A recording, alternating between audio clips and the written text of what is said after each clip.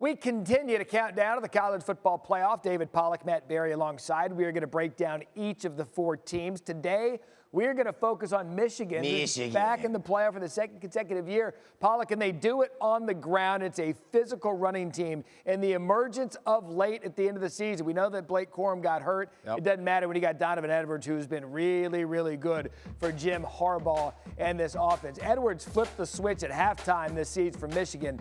He's doubled his yards per carry and run for 5 more touchdowns in the second half compared to the first half of the season. This says to me, David Pollack, you get a guy who gets better and more physical as the game wears on. So what does Michigan's offense look like to you, which is going to be difficult for TCU to handle? I think when people think about Michigan's offense, they think just power, line up, smash the football. They do a really good job with variety in their run game, whether they do inside run or outside zone, gap schemes, the down schemes. They do a really good job. Run the ball right here, right up the gut to the right. Easy run. They run the ball to the left with a little jet sweep.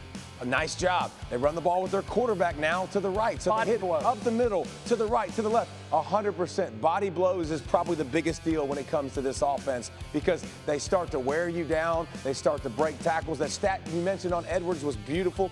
5 yards of carry in the first half, 10 yards of carry in the second half. Because, listen, when you run the football every play, you have to tackle me. It is a physical game. When we pass it all over the yard, not everybody's having to make tackles. The ball isn't completed all the time. And watch this. Late in the Purdue game, okay, we can talk about the blocking all we want. And Michigan has the Moorhead of winning offensive line and great guys up front. But that's just great, a great job of physicality late in the game, wearing people out. And I think this is the part of the offense. This is why you made the quarterback switch. And they do a good job of manufacturing deep balls. You saw the double moves versus Ohio State a lot. You see the creativity.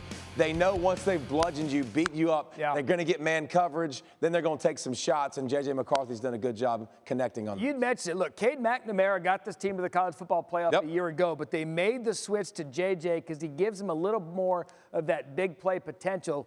That's why many people believe like they couldn't get past the playoff last year. They couldn't get past Georgia, the national championship. JJ could be that guy that gets them to the championship. I mean, he's got the wheels. He's got great athletic ability to run the football, but you also see the down the field throwing. So, yeah, more versatile, but hard to do, by the way. You got to give Harbaugh credit because they started both to start the year. You know, McNamara ended up getting hurt, but it's hard to say that guy took me to a playoff and now he's on the bench, but everything's worked great and this offense is humming. Even losing Corum, too. I know. They lost their best running back. I brought that up at the beginning. The fact that you had a Heisman Trophy candidate hurt. You got J.J. McCarthy, the starter. You got Cade McNamara now at Iowa. We'll see if McCarthy is the difference for Harbaugh for the Wolverines to advance to the national championship game. Thanks for watching ESPN on YouTube. For live streaming sports and premium content, subscribe to ESPN+.